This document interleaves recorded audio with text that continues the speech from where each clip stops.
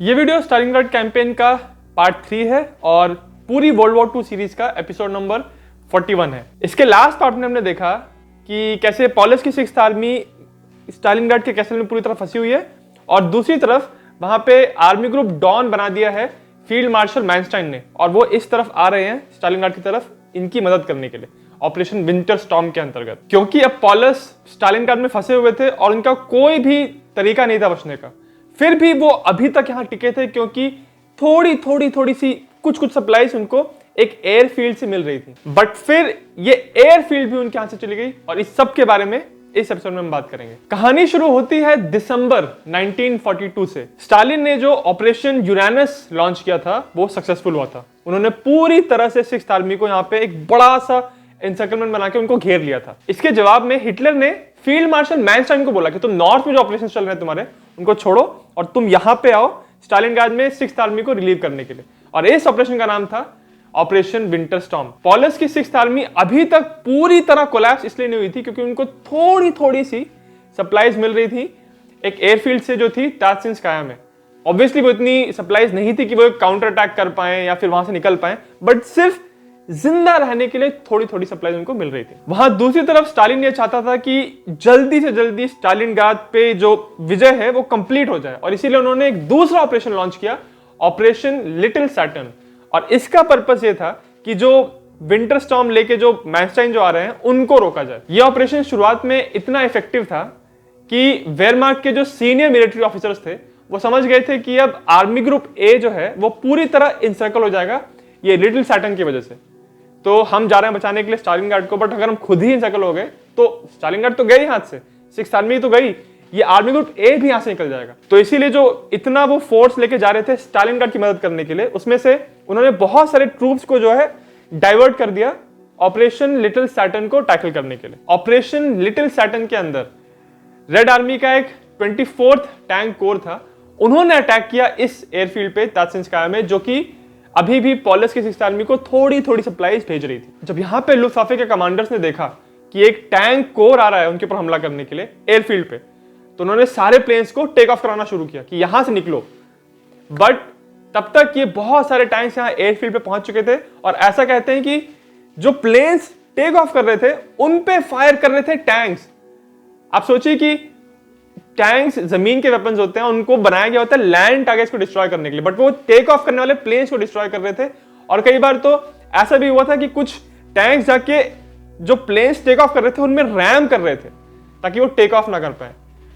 इस एयरफील्ड पे red army का अटैक सक्सेसफुल हुआ और उन्होंने इस पूरे प्रोसेस में 72 वेयरमार्क के लुफ्ताफे के एयरप्लेन्स को डिस्ट्रॉय कर दिया। और इसी के साथ जो एक लाइफलाइन थी इस एयरफील्ड से सप्लाई की वो भी खत्म हो गई। अब मैनस्टाइन भी इस बात को पूरी तरह समझ गए थे कि अब चाहे हिटलर कुछ भी कहे बट पॉलस की 6th आर्मी को यहां पे रिलीव नहीं कर सकते, और उसको रिलीव करना तो छोड़ो, अपने कॉकेसस की फील्ड में जितने भी ऑपरेशंस हो रहे हैं वहां से भी विड्रॉ करना पड़ेगा अगर हमको यहां पे बचना है तो। अब जैसे जैसे दिसंबर बीत रहा था, क्रिसमस नजदीक आ रहा था, तो स्टालिनग्राड में जो जर्मन सोल्जर्स थे वो अभी भी कुछ सोल्जर्स ऐसे थे जो उम्मीद लगा के बैठे थे कि क्रिसमस आ रहा है और 6th आर्मी ने इतनी सक्सेस पाई है फ्रांस के बैटल में और ईस्टर्न फ्रंट पे भी, तो हिटलर 6th आर्मी को यहां मरने के लिए तो नहीं छोड़ेगा, कुछ ना कुछ किया जाएगा, यहां से हमको रिलीफ मिलेगी। बट क्योंकि अब तात्सिंस्काया की जो एयरफील्ड थी वहां से सप्लाईज नहीं आ रही थी, तो जो थोड़ी बहुत लाइफलाइन थी वो भी खत्म हो रही थी और इस वजह से बहुत सारे सोल्जर्स अब स्टारवेशन से यानी भूखमरी से मर रहे थे। उनको बहुत ज्यादा स्ट्रेस था, वो सो नहीं पाते थे क्योंकि रात के टाइम नाइट विजर्स आके बॉम्बिंग करती थी और दिन के टाइम स्नाइपर्स एक एक करके सोल्जर्स को मार रहे थे। तो स्ट्रेस बहुत ज्यादा था, नींद नहीं मिल रही थी, उसके अलावा ठंडी बहुत एक्सट्रीम थी।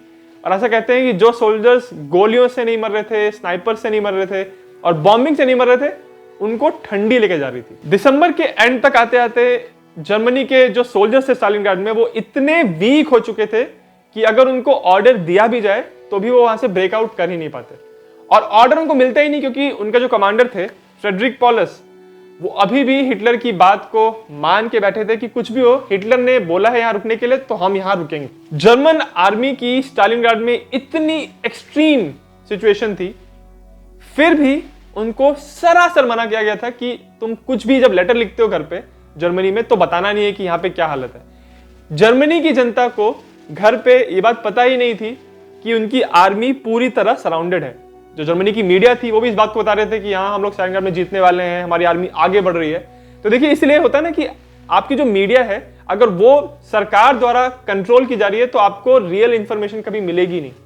जर्मनी की जनता को लग रहा था कि वो स्टालिनग्राड में जीत रहे हैं, बट सिक्स्थ आर्मी की वहां बहुत बहुत ही बुरी हालत थी। वहां सोल्जर्स भुखमरी से मर रहे थे। जब 1943 का नया साल आया तो एक बार फिर से हिटलर ने सबको वादा किया कि हम स्टालिनग्राड के सोल्जर्स को सप्लाई करने के लिए जितना हो सकता है वो सब करेंगे, बट रियलिटी में ऐसा बिल्कुल नहीं हो रहा था और सोल्जर्स को धीरे धीरे ऐसा लगने लग गया था कि अब यहां हमको कोई बचाने नहीं वाला है। दूसरी तरफ वहां पे 10 जनवरी को रेड आर्मी ने स्टार्ट कर दिया ऑपरेशन रिंग और एक बार फिर बहुत हैवी आर्टिलरी फायर और एक साथ कात्यूशा रॉकेट ने फायर करना शुरू किया। स्टालिनग्राड में जैसे मैंने बताया जर्मनी के सोल्जर्स इतने वीक हो गए थे कि वो खाने को नहीं मिल रहा था, वो चल भी नहीं पा रहे थे, तो ऑब्वियसली वो इतने बड़े अटैक को रोकने की उनकी हिम्मत नहीं थी।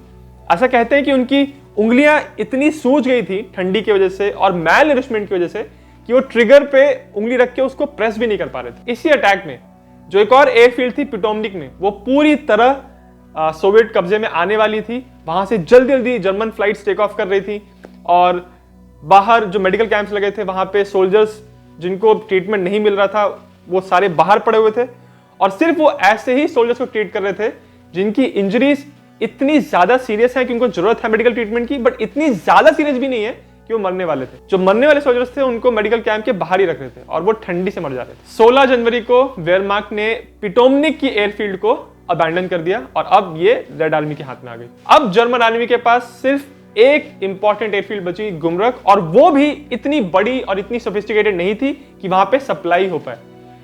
इसी के साथ अब ये कंप्लीटली फिक्स हो गया कि स्टालिनग्राड में सिक्स्थ आर्मी बच नहीं सकती। जब ये बात क्लियर हो गई कि अब बचने का कोई चांस नहीं है तो बहुत सारे जर्मन ऑफिसर्स ऐसे थे जो अपने सोल्जर्स को एक्चुअली अलाउ कर रहे थे कि तुम जाके सरेंडर कर दो।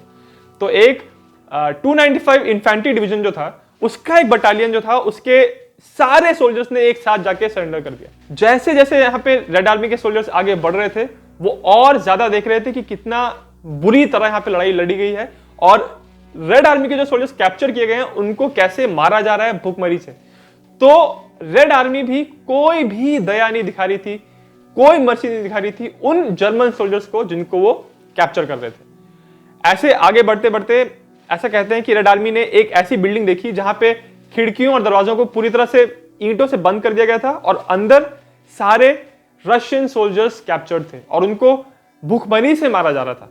ये सब देख के रेड आर्मी के सोल्जर्स को और गुस्सा आ रहा था और जर्मनी के सोल्जर्स के साथ वो और बुरा बर्ताव कर रहे थे, किसी पे दया नहीं दिखाई जा रही थी। इस सब के दौरान 22 जनवरी को हिटलर ने एक बार फिर एक मैसेज भेजा स्टालिनग्राड के लिए। उस मैसेज में उसने ये कहा कि सरेंडर का कोई भी चांस नहीं है, स्टालिनग्राड को आपको आखिरी दम तक डिफेंड करना है, आखिरी सोल्जर जब तक मर ना जाए तब तक आपको यहां पे रुकना है। जर्मन सोल्जर्स की हालत इतनी बुरी थी कि वो अपने कदमों पे चल भी नहीं पा रहे थे, बट फिर भी हिटलर ने कहा कि सरेंडर नहीं करना है। हिटलर का ऑर्डर जो भी हो, बट 26 जनवरी को रेड आर्मी ने जो स्टालिनग्राड कैसल में जो जर्मन ट्रूप्स थे, जो सिक्स्थ आर्मी थी, उनको बीच से स्प्लिट कर दिया और अब ये आर्मी दो हिस्सों में बट गई। जब ये बात पॉलस को बताई गई हेडक्वार्टर्स में तो उसकी तबीयत ऑलरेडी खराब थी, उसको डिसेंट्री होकर रखा था, बट इस न्यूज के साथ उसका एक जबरदस्त नर्वस ब्रेकडाउन हुआ और वो समझ गया कि अब यहां से पूरी आर्मी को उसको सरेंडर ही करना पड़ेगा। जब हिटलर को ये बात पता चली कि उसकी आर्मी अब बस कैप्चर होने वाली है तो उसने लास्ट मोमेंट पे पॉलस के लिए ये ऑर्डर भेजा कि वो पॉलस को प्रमोट कर रहा है फील्ड मार्शल के रैंक पे। कहने के लिए प्रमोशन था, बट सब ये बात जानते थे, पॉलस भी ये बात जानता था कि ये प्रमोशन का मतलब ये था कि हिटलर एक सीक्रेटली उसको ये कह रहा था कि अब तू सुसाइड कर ले, क्योंकि अगर एक सीनियर रैंक दिया है उसको, इसका मतलब कि अगर वो अब सुसाइड करेगा तो वो जनता की नजर में एक हीरो बनेगा कि उसने लास्ट मोमेंट तक लड़ाई की और फील्ड मार्शल बना और फिर उसने अपने आप को गोली मार ली, क्योंकि वो चाहता नहीं था कि अपनी आर्मी को इस हालत में सरेंडर किया जाए।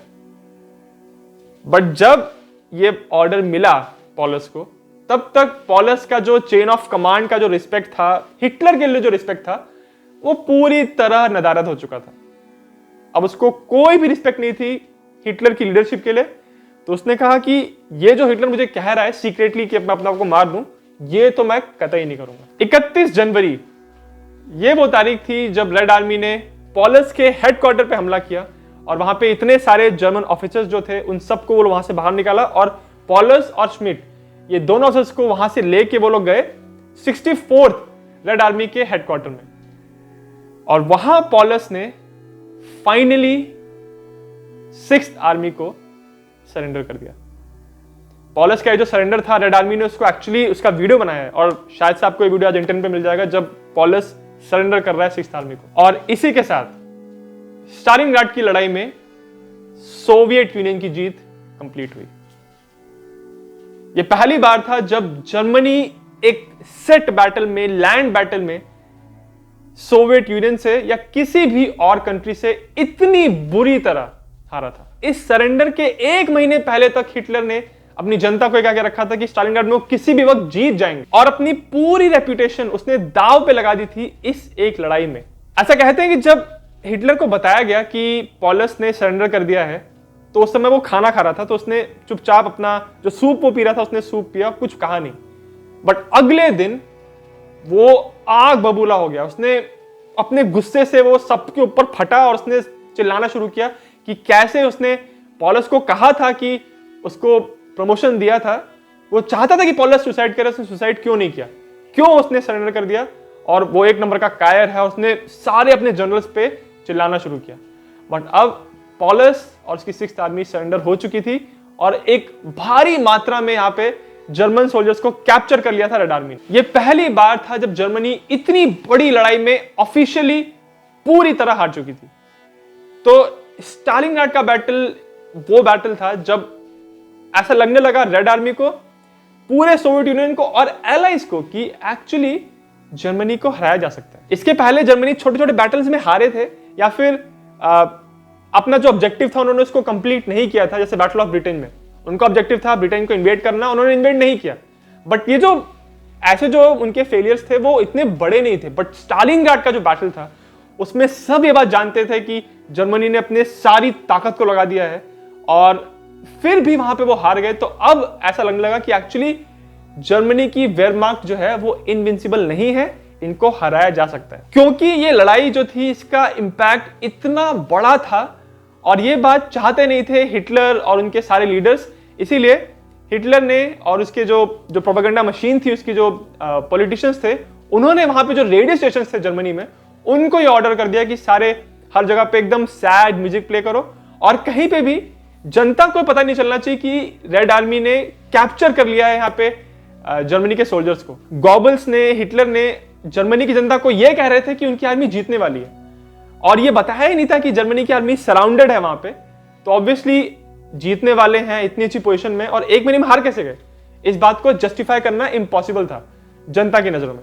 तो गॉबल्स ने फिर ये कहा जनता को कि हमारी जो 6th आर्मी है वो आखिरी दम तक लड़ते रहे और 6th आर्मी पूरी तरह नष्ट कर दी गई है, सारे सोल्जर्स को वहां मार दिया गया है। ये उसने जनता को बताया, ये बताने के लिए कि हमारे सारे सोल्जर्स वीर गति को प्राप्त हुए।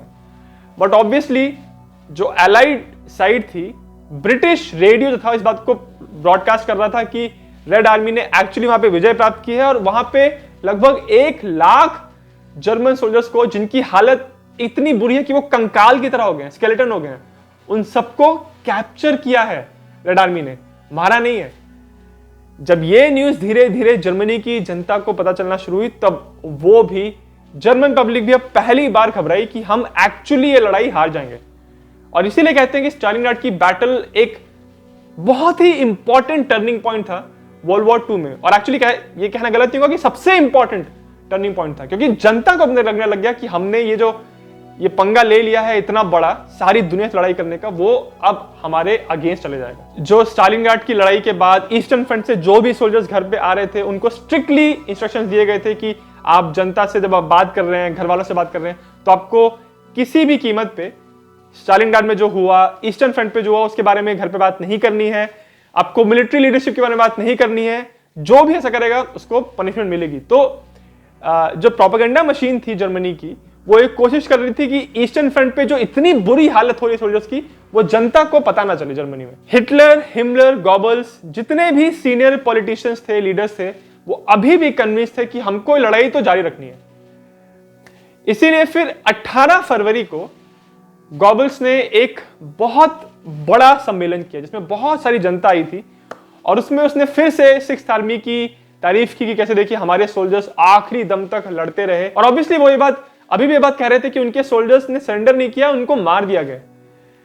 तो अपनी जनता की, अपनी सोल्जर्स की तारीफ करते हुए कि देखिए हमारे सोल्जर्स लास्ट मोमेंट तक लड़ते रहे, वीर गति को प्राप्त हुए, इस बात का बार बार आह्वान करते हुए उन्होंने जनता से कहा कि क्या आप चाहते हैं कि हम इनका बदला लें?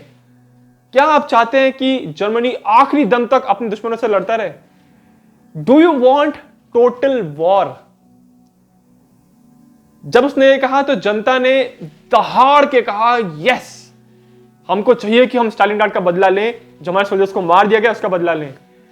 और ऐसा कहते हैं कि उस समय माहौल इतना इलेक्ट्रिक था कि अगर आप जनता से ये कहते कि क्या आप चाहते हैं कि हम आप सबको मार दें, तो भी जनता यस कह देती। इस तरह से जनता वहां ब्रेन वॉश थी। और जब ये टोटल वॉर की बात पे सारी जनता ने थंडरिंग कहा, यस, हमको टोटल वॉर चाहिए, इसके बाद स्टालिनग्राड के बैटल के बाद अब जर्मनी पूरी तरह वॉर में इन्वॉल्व हो गई। इसके पहले जर्मनी का जो बजट था वो उसका कुछ ही हिस्सा था जो वॉर में जा रहा था, बट अब टोटल वॉर की पॉलिसी जर्मनी ने एक्सेप्ट कर ली। और इसीलिए स्टालिनग्राड का जो बैटल था ये एक बहुत फेमस एग्जांपल है थ्रू आउट हिस्ट्री कि जनता अगर ढंग से ब्रेन वॉश कर दी जाए तो वो किसी भी चीज के लिए हाँ कह देंगे। अगर सरकार ने मीडिया और रेडियो को पूरी तरह खरीद के रखा है तो जनता को कभी रियलिटी का पता ही नहीं चलेगा, और जो उनको बताया जा रहा है वो उस हर बात को मानते जाएंगे। तो टोटल वॉर के बाद जर्मनी ने क्या किया, इसके बारे में हम नेक्स्ट एपिसोड में बात करेंगे। अगर आपको स्टालिनग्राड के पूरे बैटल के बारे में डिटेल में पढ़ना है तो एक बुक मैं आपको रिकमेंड करूंगा। उस बुक का नाम स्टालिनग्राड है, उसको लिखा है एंटनी बीवर ने। उस बुक का लिंक मैं इस वीडियो के डिस्क्रिप्शन में डाल दूंगा, और इस वीडियो का जो नेक्स्ट एपिसोड है उसका लिंक भी आपको इस वीडियो के डिस्क्रिप्शन में मिल जाएगा।